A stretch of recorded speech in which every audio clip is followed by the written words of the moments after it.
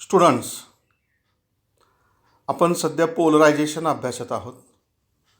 पोलरायझेशनचे basic concept आपण अभ्यासले. त्याचंच आणखी इलुस्ट्रेशन फिगरच्या स्वरूपात. इथं पहा, हा अनपोलराइज लाईट आहे. पहिल्या फिगरमध्ये पहा,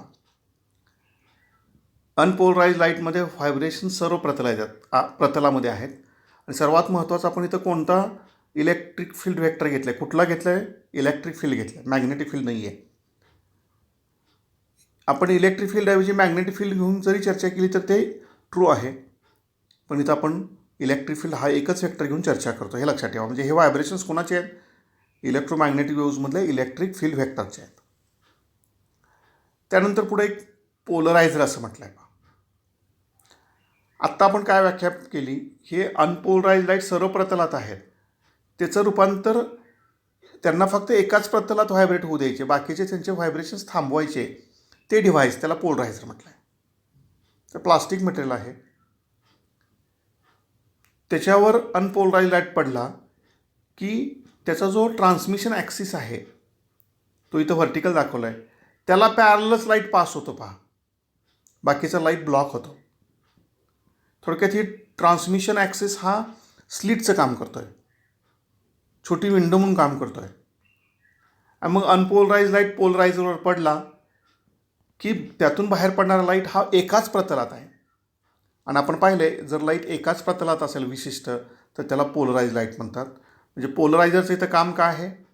it converts unpolarised light into plane polarised light.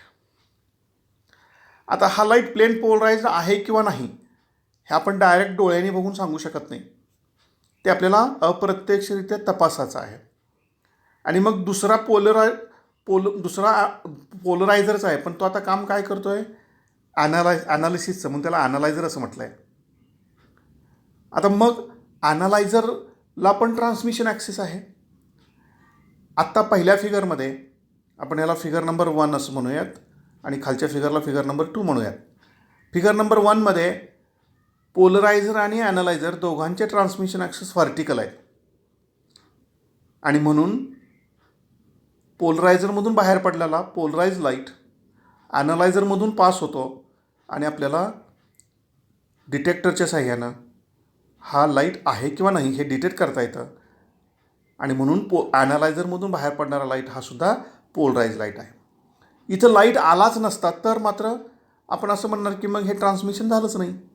पण हा लाईट पास झाला, याचा अर्थ पोलरायझर काय करतो आहे? अनपोलराइज लाईट रूपांतर पोलराइज लाईटमध्ये. तर ॲनालायझर काय करतो आहे? एखादा लाईट पोलराइज लाईट आहे किंवा नाही हिची आणखी एक शक्यता आहे. आत्ता इथं आपण दोन्ही पोलरायझर आणि ॲनालायझरचे ट्रान्समिशन ॲक्सिस व्हर्टिकल घेतले. समजा आपण ॲनालायझरचा ॲक्सिस रोटेट केला. दुसऱ्या फिगरमध्ये बघा, इथं परत अनपोलराइज लाईट आहे, पोलरायझर आहे, ॲनालायझर आहे. आता फरक मात्र ट्रान्समिशन ॲक्सिसमध्ये. पोलरायझरचा ट्रान्समिशन ॲक्सिस व्हर्टिकल आहे, तर ॲनालायझरचा ट्रान्समिशन ॲक्सिस हॉरिझॉन्टल आहे, परपेंडिक्युलर आहे. अनपोलराइज लाईटमध्ये व्हायब्रेशन सर्व प्रतलात आहेत, त्यातले फक्त व्हर्टिकल व्हायब्रेशन पास झाले, म्हणजे अनपोलराइज लाईटचं रूपांतर पोलराइज लाईटमध्ये झालं. त्याला आपण पोलरायझर असं म्हटलं. आता पोलराइज लाईटमध्ये आपल्याला माहिती आहे व्हर्टिकल प्रतलात आहेत व्हायब्रेशन्स. मग ॲनालायझरचं आपण ट्रान्समिशन ॲक्सेस हॉरिझॉन्टल ठेवला आहे, व्हायब्रेशन मात्र व्हर्टिकल आहेत. आणि मग हे व्हायब्रेशन पास होऊ शकणार नाहीत. म्हणजे ॲनालायझरमधून बाहेर पडणारा लाईट आहे की नाही हे जर आपण डिटेक्ट केलं तर तिथं उत्तर काय येतं आहे? No light. म्हणजे पोलरायझरमधून बाहेर पडलेलं लाईट हे एका विशिष्ट व्हायब्रेशन प्रतलातच आहेत, एकाच प्रतलात त्याचे व्हायब्रेशन्स आहेत आणि ते प्रतल स्वतःहून बदलत नाहीत, ते तिथंच राहतात. आणि म्हणून तर ह्याला पोलरायझेशन म्हटलं आहे. Restriction to the vibration of a particle or electric field in a particular plane is called as polarization. म्हणजे ह्या दोन फिगरमध्ये तुमच्या लक्षात येते काय झालं? ह्या दोन फिगरमध्ये फिगर नंबर 1 आणि फिगर नंबर 2मध्ये अनपोलराइज लाईट्स रूपांतर पोलराइज लाईटमध्ये कशा प्रकारे करायचं, ते जे डिव्हाइस त्याला आपण पोलरायझर म्हटलं. आणि तो लाईट पोलराइज लाईट आहे किंवा नाही हे चेक करायचं, त्याला म्हटलेलं आहे ॲनालायझर. जर पोलरायझर आणि ॲनालायझर दोघांचे ट्रान्समिशन ॲक्सिस हे व्हर्टिकल असतील तरच आपल्याला लाईट पास झालेला दिसतो. ते जर एकमेकाला परपेंडिक्युलर असतील तर लाईट पास होत नाही.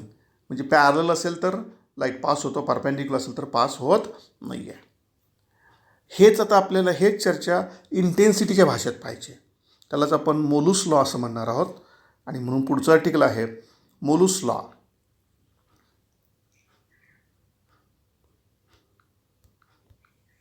Next article Malus law. तर स्पेलिंग मात्र कसं आहे बघा, MALUS आहे. Mollus law. This law states that the intensity of polarized light transmitted through the analyzer varies as the square of the cosine of the angle between the plane of transmission of the analyzer and plane of polarizer. आता हा law समजण्यासाठी आपण चर्चा करू, मग स्टेटमेंटकडे जाऊयात. त्यासाठी figure पहा. सुरुवातीला हा अनपोलराइज लाईट आहे. अनपोलराइज लाईटमध्ये व्हायब्रेशन सर्व प्रतलात आहेत. अनपोलराइज लाईट हा पोलरायझरवरती पडलेला आहे. पोलरायझरचं वैशिष्ट्य असं आहे, त्याचा जो ट्रान्समिशन ॲक्सिस आहे त्याला पॅरललच लाईट तो पास करतो. इथं ट्रान्समिशन ॲक्सिस आपण व्हर्टिकल घेतला आहे आणि म्हणून बाहेर पडणारा लाईट हा व्हर्टिकल व्हायब्रेशन्स आहेत. ॲनालायझर मात्र त्याचा ट्रान्समिशन ॲक्सिस आपण व्हर्टिकल पण नाही, हॉरिझॉन्टल पण नाही, इन्क्लाइन घेतला आहे. आणि इथं बघा, ह्या दोघातला हा जो अँगल आहे, हा जो अँगल आहे तो किती घेतला आहे आपण, theta. Theta is the angle between transmission axis of polariser and transmission axis of analyser. आणि मग आता इंटेन्सिटी व्हेरिएशन कसं होतं ते बघायचं आहे.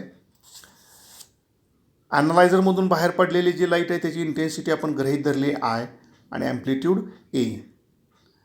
पोलराइज लाईटची इंटेन्सिटी गृहीत धरली I0, ॲम्प्लिट्यूड A0. आणि अनपोलराइज लाईट याची इंटेन्सिटी इथं लिहिलेलं नाही, आपण ह्याला I1 असं म्हणूयात. काय म्हणूयात, I1. येते लक्षात. आता हे कशा प्रकारे व्हॅरी होतं ह्याचं डेरिव्हेशन इथं आपल्याला महत्त्वाचं नाही, ते रिलेशन्स लक्षात ठेवून आपल्याला MCQ सॉल्व करायचे आहेत. मग ते इक्वेशन्स कोणकोणते आहेत ते बघूयात. पहिलं इक्वेशन दाखवलं आहे पहा. ते ॲनालायझरमधून पास होणाऱ्या लाईटची intensity I is equal to I0 cos square theta. हा मॉलूस लॉ आहे. म्हणजेच intensity directly proportional to cos square theta. Theta is the angle between two transmission axis. त्यालाच मॉलूस लॉ असं म्हटलं आहे. म्हणजे ॲनालायझरमधून बाहेर पडलेल्या लाईटचं इक्वेशन काय आहे, I is equal to I0 cos square theta. Theta हा काय आहे, ॲनालायझर आणि पोलरायझर यांच्या ट्रान्समिशन ॲक्सिसमधला अँगल. मग ॲम्प्लिट्यूड कसं आहे ते रिलेशन पण दिलं आहे. पण ते कसं काढलं आहे आपल्याला माहिती आहे. Intensity is directly proportional to the square of the amplitude. हे आपण अभ्यासलं आहे. म्हणून I is directly proportional to I is directly proportional to A square and I0 is directly proportional to A0 square. आणि म्हणून पुढचं इक्वेशन आहे A square is equal to A0 square cos square theta. आणि मग त्याचं आपण जर square route काढलं तर उत्तर येतं आहे A is equal to A0 cos of theta. Polarize light आणि ॲनालायझरमधून लाईट बाहेर पडला त्याच्यामधलं रिलेशन आहे. त्याचंच आणखी इलॅबोरेशन केलं आहे. थीटा वेगवेगळा असेल तर काय असेल, थीटाच्या वेगळ्या व्हॅल्यूला उत्तर काय असेल. थीटा 0 आहे म्हणजे ते दोघं पॅरलल आहेत. Transmission axis of polariser, transmission axis of analyser हे एकमेकाला पॅरलल आहे, त्यास थीटा 0 घेतला आहे. त्यावेळेस साहजिकच थीटा 0 म्हणजे कॉस थीटा 1, कॉस स्क्वेअर थीटाचं उत्तर 1 येतं आहे. म्हणजेच उत्तर काय येईल, I is equal to I0 किंवा A is equal to A0. आत्ताच आपण पाहिलं पहा मगाच्या फिगरमध्ये की जर दोन्ही पोलरायझर आणि ॲनालायझरचे ॲक्सिस पॅरलल असतील तर लाईट पास होतो, म्हणजेच I is equal to I0. पण ते परपेंडिक्युलर असेल तर पास होत नाही आहे. तेच पुढं दिले पहा. If theta is equal to 90 degree then cos theta is equal to 0. आणि म्हणून intensity I is equal to 0, A is equal to 0. या चर्चे अगोदर आपण जे डिस्कशन केलं होतं त्याचं हे मॅथमॅटिकल एक्सप्लेनेशन आहे. ट्रान्समिशन ॲक्सिस जर पॅरल असतील म्हणजे थीटा 0 असेल तर लाईट पास होतो, म्हणजे इंटेन्सिटी इक्वल आहे. अँड जर ते परपेंडिक्युलर असतील, थीटा 90 डिग्री असेल, तर मात्र लाईट पास होत नाही, इंटेन्सिटी 0 आहे. हे जे एक्सप्लेनेशन आहे हे यालाच मॉलूस लॉ असं म्हटलं आहे. बघा ना, इंटेन्सिटी ही कुणाच्या प्रमाणात बदलते? कॉस स्क्वेअर थीटाच्या प्रमाणात. तेच इथं शब्दात सांगितलं आहे बघा. मॉलूस लॉ म्हणजे काय म्हटलं आहे?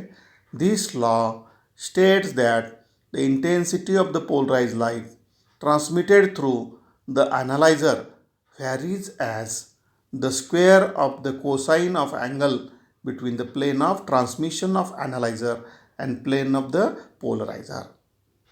म्हणजे ॲनालायझरचं ट्रान्समिशन ॲक्सिस, पोलरायझेशनचं ट्रान्समिशन ॲक्सिस, याच्यामधला अँगल जर थीटा म्हटला, त्याच्या कॉस स्क्वेअर थीटाच्या प्रमाणात इंटेन्सिटी बदलते. त्यालाच म्हटलं आहे मॉलूस लॉ. आणखी एक एक्सप्लेनेशन आहे. अनपोलराइज लाईटची आपण इंटेन्सिटी थोड्या वेळ I1 मानू. मग I0 किती असतो? म्हणजे अनपोलराइज्ड लाईट आणि पोलराइज लाईट यांच्यात रिलेशन काय ते आपल्याला बघायचं आहे. तर ते रिलेशन आपण डायरेक्ट लक्षात ठेवणार होते, तर डेरिवेशन इथं पाहत बसणार नाही. I0 is equal to I1/2. If an unpolarized light is converted into plane polarized light, the intensity becomes half, and I is equal to I1/2 cos square theta. हे सगळ्यात महत्त्वाचं आहे, आपल्याला लक्षात ठेवायचं आहे. हे इक्वेशन अनपोलराइज लाईटची जेवढी इंटेन्सिटी असते त्याच्याबरोबर अर्धी इंटेन्सिटी प्लेन पोलराइज, म्हणजे त्या लाईटचं रूपांतर पोलराइज लाईटमध्ये झाल्यानंतर त्याची इंटेन्सिटी अर्धी असते, हे लक्षात ठेवायचं आहे. When unpolarize light is converted into plane polarize light, then its intensity reduces to half. म्हणजे अनपोलराइज लाईटची इंटेन्सिटी जर I1 असेल, त्याच लाईटचं रूपांतर जर पोलराइज लाईटमध्ये केलं तर त्यावेळेस त्याची इंटेन्सिटी जर आपण I0 घेतली तर उत्तर काय आहे? मग I0 is equal to I1/2. आणि मग ॲनालायझरमधून बाहेर पडलेली जी इंटेन्सिटी ज्याला आपण I म्हटलं आहे, त्याचं उत्तर आहे I1, म्हणजे अनपोलराइज लाईटची रिलेशन दिलं आहे I1/2 कॉस स्क्वेअर थीटा. कारण आपण पाहिलं आहे I is equal to I0 cos square theta, पण I0 is equal to I1/2, आणि म्हणून इक्वेशन काय आलं आहे? I is equal to I1/2 cos square theta. याला म्हणायचं आहे मॉलूस लॉ. याच्या आधारे आपल्याला प्रश्न सोडवायचे आहेत, MCQ सोडवायचे आहेत. कसे ते आपण बघूया.